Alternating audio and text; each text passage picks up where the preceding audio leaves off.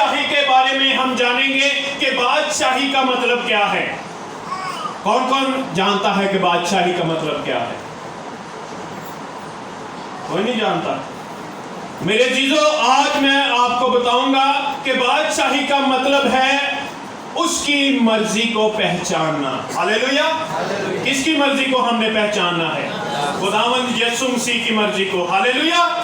تو آج ہمارے لیے یہ ٹاپک ہے آسمان کی بادشاہی، کہ اس بادشاہی کو ہم نے کس طرح پہچاننا ہے.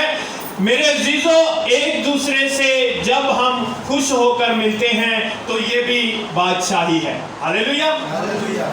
لڑائی جھگڑے نال بادشاہی ہوندی ہے نہیں نا. ہمیشہ خوشی سے جب خداوند یسوع مسیح کسی کے پاس جاتے تھے تو خوش ہو کر ملتے تھے، اور کیا کہتے تھے کہ تم پر سلامتی ہو. ایسے ہی تو میرے عزیزو، آج ہم سلامتی کی دعا دیتے ہیں ایک دوسرے کو. کون کون دیتا ہے؟ جب ہم ملتے ہیں ایک دوسرے سے خوش ہو کر ملتے ہیں. میرے عزیزو، آج ہمیں بھی ایک دوسرے سے خوش ہو کر ملنا ہے، اور سب سے پہلے ہم جانیں گے کہ آسمان کی بادشاہی کیا ہے. تو میرے عزیزو، آسمان کی بادشاہی بائبل مقدس میں جب ہم پڑھتے ہیں تو بادشاہی کا لفظ 409 مرتبہ لکھا گیا ہے. خدا کے کلام میں اس کا ذکر ہے بادشاہی کا. ہاللیلویا.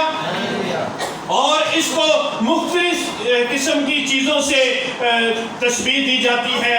جیسے خداوند یسوع مسیح فرماتے ہیں کہ آسمان کی بادشاہی ایک بیج کی مانند ہے. ہاللیلویا. آئے ہم خدا کے کلام میں سے دیکھیں گے مرکز کی انجیل اس کا 4 باب اور اس کی 26 آیت کو پڑھیں گے ہم جلدی سے. بائبل کس کس کے پاس ہے؟ کسی کے پاس نہیں ہے؟ جس کے پاس بائبل ہے وہ جلدی سے جو نکال لے، جلدی سے خدا کے کلام میں سے پڑھے. مرکز کی انجیل اس کا 4 باب اور اس کی 26 آیت سے تلاوت کریں. اور اس نے کہا، خدا کی بادشاہی ایسی ہے جیسے کوئی آدمی زمین میں بیج ڈالے اور رات کو سوئے اور دن کو جاگے، اور وہ بیج اس طرح اگے اور بڑھے کہ وہ نہ جانے. زمین آپ سے آپ پھل لاتی ہے، پہلے پتی، پھر بالیں، پھر بالوں میں تیار دانے، پھر جب اناج پک چکا تو وہ فی الفور درانتی لگاتا ہے، کیونکہ کاٹنے کا وقت آ پہنچا. آمین. آمین. ہاللیلویا. ابھی خدا کے کلام میں سے ہم نے پڑھا ہے، اور اس نے کہا خدا کی بادشاہی ایسی ہے جیسے کوئی آدمی زمین میں بیج ڈالے. ہاللیلویا. تو میرے عزیزو، آج ہمیں کون سا بیج ڈالنا ہے؟ نیکی کا اور بھلائی کا اور معافی کا. خدا کے کلام میں جب ہم دیکھتے ہیں تو یہ بیج بہت سی چیزوں کا تشبیہ دیتے ہیں. میں نے ابھی بیان کیا ہے. سب سے پہلی بات، خداوند یسوع مسیح جب تمثیل بیان کرتے تھے تو خداوند یسوع مسیح نے ایک بیج بونے والے کی تمثیل بیان کی. کس کس نے سنی ہے یہ تمثیل؟